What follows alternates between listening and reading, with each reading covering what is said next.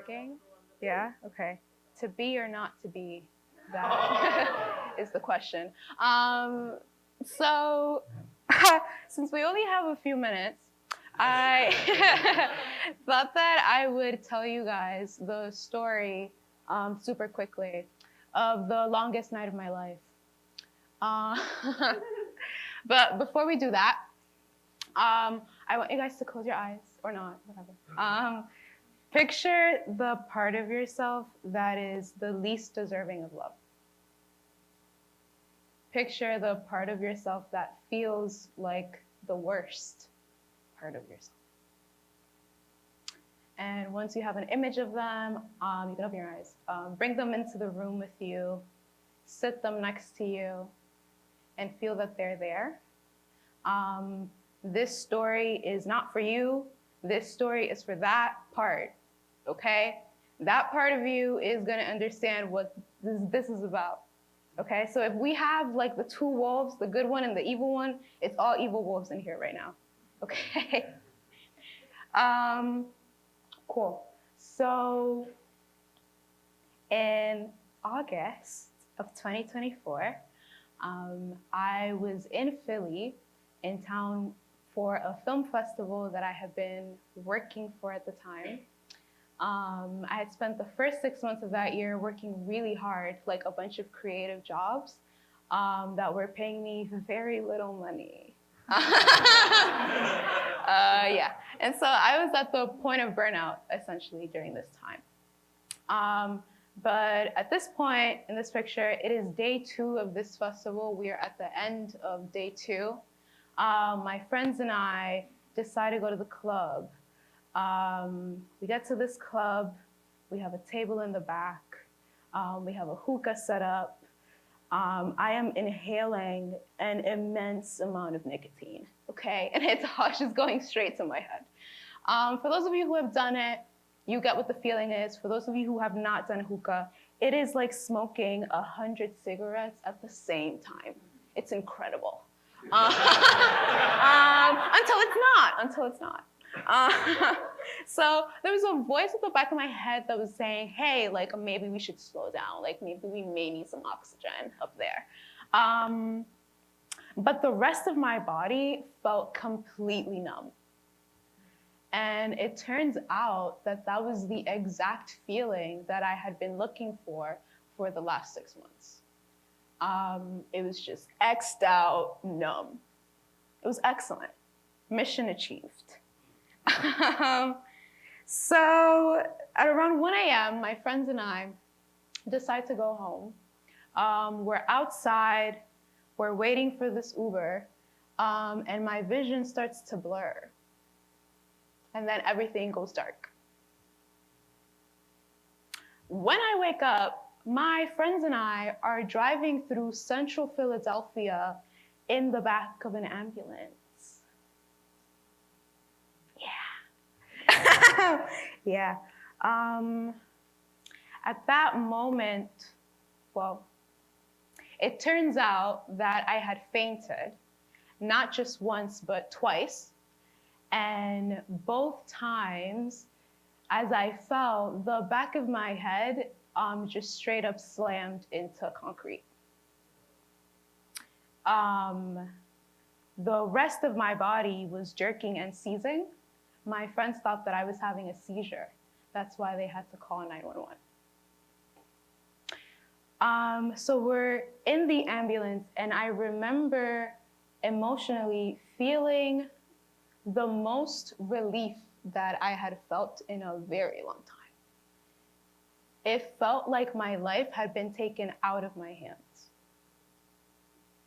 Finally, because she didn't know what she was doing with it. Right.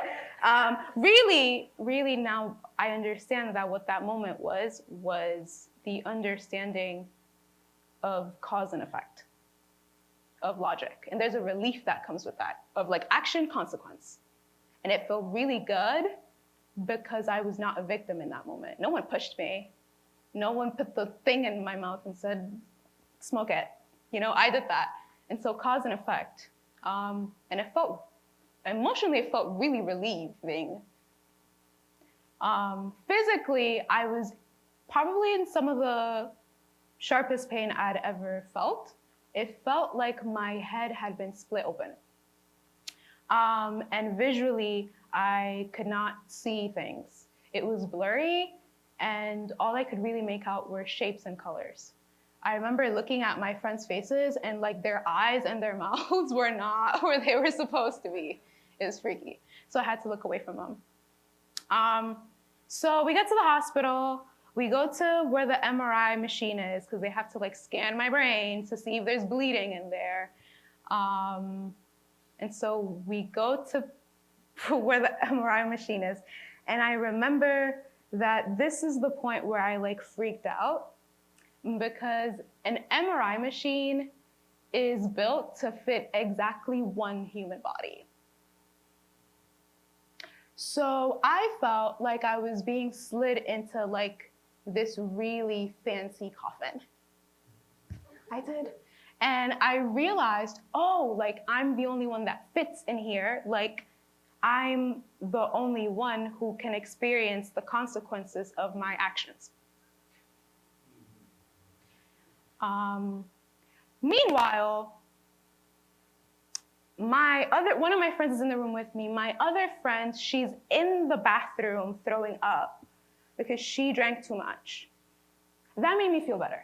Okay, it's fucked up, but it's true. Because I felt like, okay, I'm not the only one that's off the rails tonight, okay? Evil wolves. Cool. She's fine. She's okay. Okay, so we're in the hospital. We wait around for about 4 hours until the doctor comes out with my results from the scan. He says, you know, there's no bleeding, and you're pretty young, you're relatively healthy, so if you just take care of yourself, like, this shouldn't happen again. And I thought, we're fucked, okay? I don't know how to take care of myself. That's why I'm in the hospital, right? Thank you to him for that. So that was very helpful. But no, I felt really, relieved that there was nothing really wrong with me. I'd just be concussed for the next 8 months, but that's fine. So my friends and I are like, cool, we can go home now.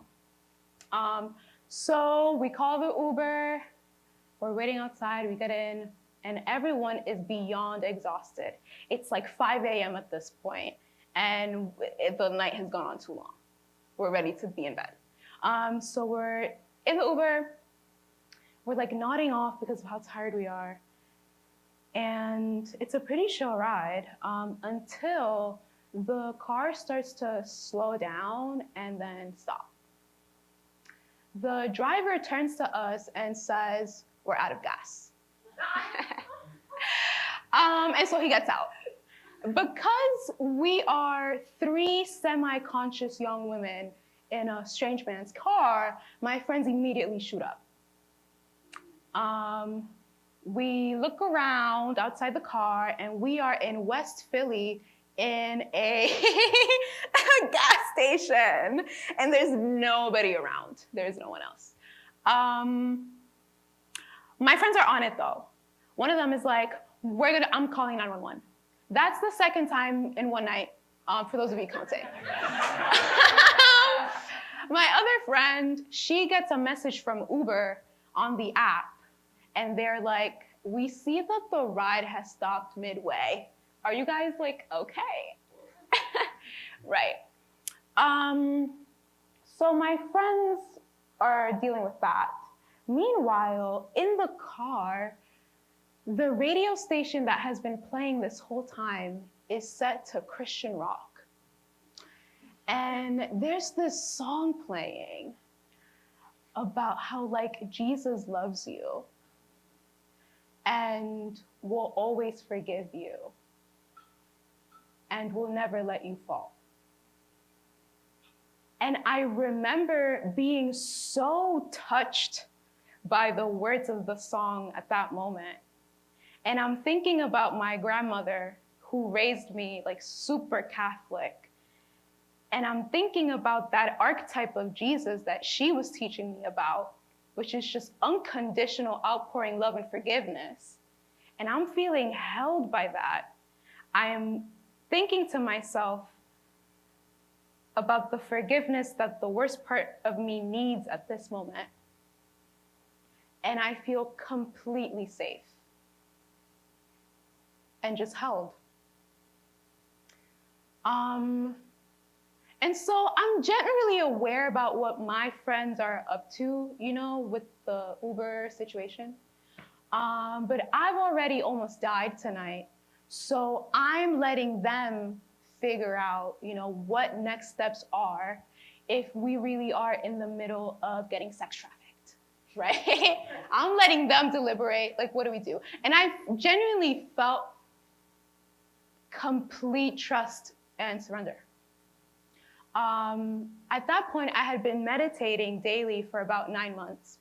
And even though it had not stopped me from taking actions that were hurting me, at that moment, it was like my practice just like supercharged and like came on. Because I just felt so surrendered. I was so happy in this car.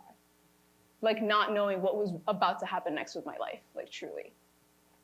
Also the concussion helped. I was not there. So after some time, I don't know how much, the driver comes back into the car, and he drives us the rest of the way home. And as we pull up to my friend's doorstep, the sun has started to rise. It is now 6 a.m. and the end of the longest night of my life.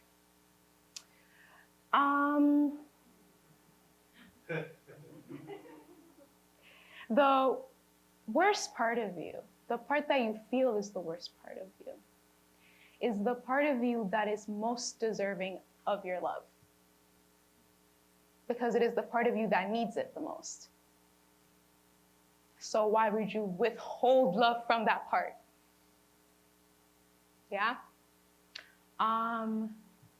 I don't know what kind of fucked up shit like happened to you for you to end up in this room. Like, I don't know what the worst part. I'm being vulnerable. I don't know.